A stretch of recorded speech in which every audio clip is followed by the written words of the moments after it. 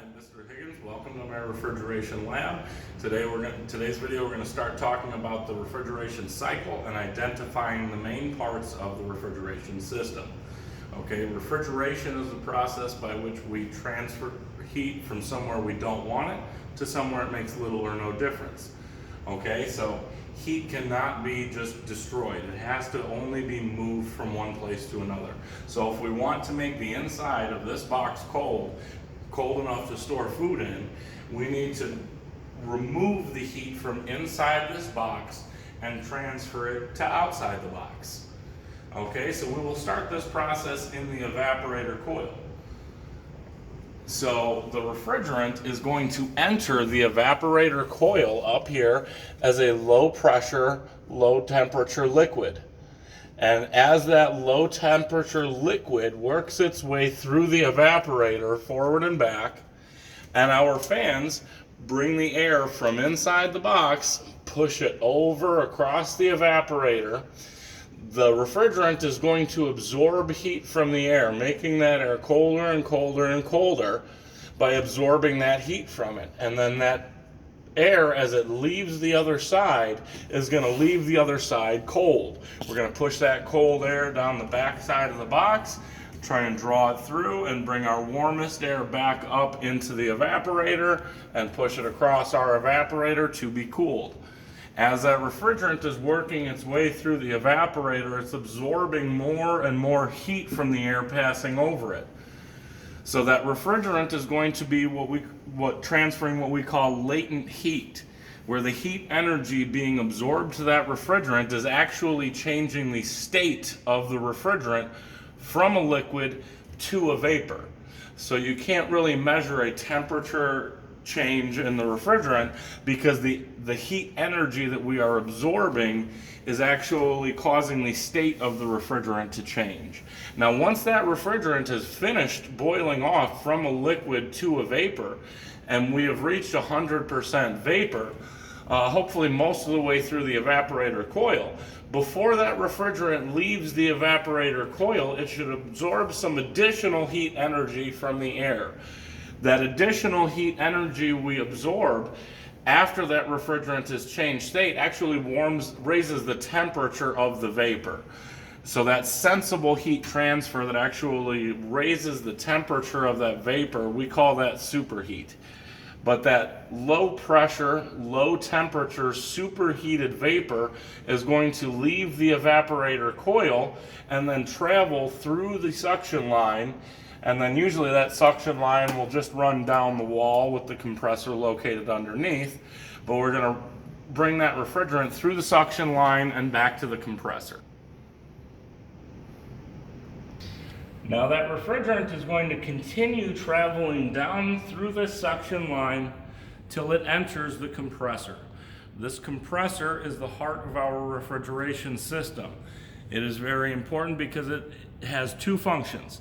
It has to move the refrigerant through the system, and it has to increase the pressure and temperature of the refrigerant.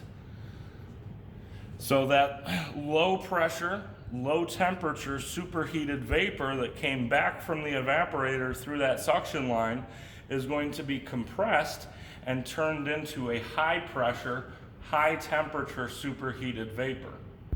That high pressure vapor we're going to push through into here, where it is going to enter the condenser coil. The condenser coil is where we reject the heat from the refrigerant to the air outside of the cooler. So that refrigerant enters that condenser as a high pressure, high temperature superheated vapor, and as that refrigerant passes through the coil and we move that ambient air over that coil, the air outside here absorbs the heat from the refrigerant, and we blow warm air out the coil as it's absorbed all that heat, and our refrigerant cools and starts to condense from a vapor to a liquid. As that refrigerant continues to cool and give up its heat energy, it's going to condense to a liquid. We want that liquid, we want to completely finish condensing to a liquid before that refrigerant leaves the condenser. Because as we move more air over that liquid, we want to absorb some additional sensible heat from that liquid, lowering the temperature of that liquid after it's changed state before that refrigerant leaves the condenser. Now, once that refrigerant has finished changing state to a liquid and then hopefully has rejected some more sensible heat, it should leave that condenser coil as a high pressure subcooled liquid. And that high pressure subcooled liquid is going to travel through the liquid line and continue through the liquid line where it should go through our liquid line filter dryer. That filter dryer is there to remove any contaminants from the refrigerant because we cannot have contaminants enter our metering device. Because we have a high pressure subcooled liquid that has now left the condenser. But in order to get that refrigerant to absorb more heat from our space, we have to drop the temperature of it. So that high pressure subcooled liquid, we have to create a restriction to drop the pressure of the liquid in order to drop the temperature of the liquid. So that liquid line is then going to travel to our metering device, which could be an expansion valve or it could be a fixed orifice. This particular unit has a fixed orifice. That liquid line is going to size down and then go into what we call a capillary tube. This capillary tube, being a small diameter and a long length, is what is going to create the drop in pressure that we need to drop the temperature of our refrigerant. You know, with this 404A system, we might very well have 250 psi liquid entering this metering device. And we generally want to drop the pressure of that and have that liquid entering the evaporator at about 20 or 25 psi, depending on the temperature we're running that evaporator at. So the amount of pressure drop that we are going to get through this capillary tube is going to be determined by the diameter of it and the length of it.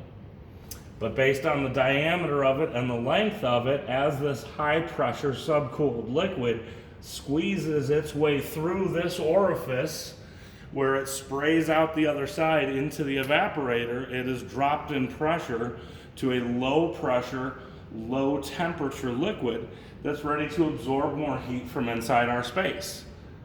And that refrigerant will just continue to cycle all the way through, where it will absorb heat from inside our cabinet, cooling the air inside our cabinet. It will travel to our compressor, where we'll increase the pressure, and that heat then is going to be rejected to the air passing over our condenser. And then we're going to make sure that that refrigerant stays clean, drop the pressure and temperature of it, and send it back to absorb more heat. And we're going to continue just transferring the heat from inside this box to outside the box.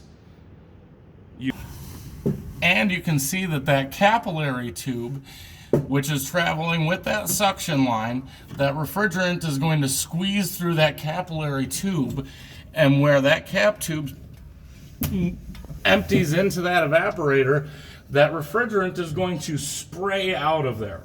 Kind of like when you put your thumb over the end of a garden hose and you cause that spray.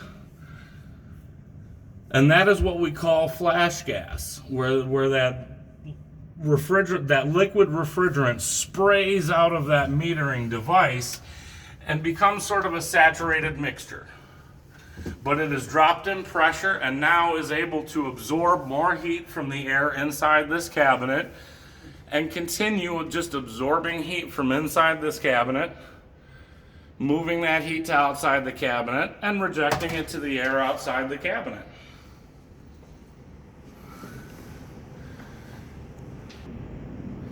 And that is the basic refrigeration cycle. That is how we are going to absorb heat from inside this box, move that heat through the refrigerant and reject that heat to the air outside this box. And that refrigeration cycle will just continue over and over again, and we are going to continue absorbing the heat from inside this space and transferring the heat to outside this space. And we'll keep this space as cold as we need it to keep our product at temperature.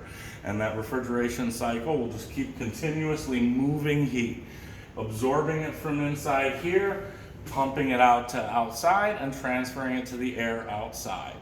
That's our refrigeration cycle and our four main components: our evaporator, where our heat's absorbed; our compressor, which moves the refrigerant and increases the pressure; our condenser, where that heat is rejected from the refrigerant; and our metering device, where that pressure is then dropped again so that that refrigerant can absorb more heat in the evaporator.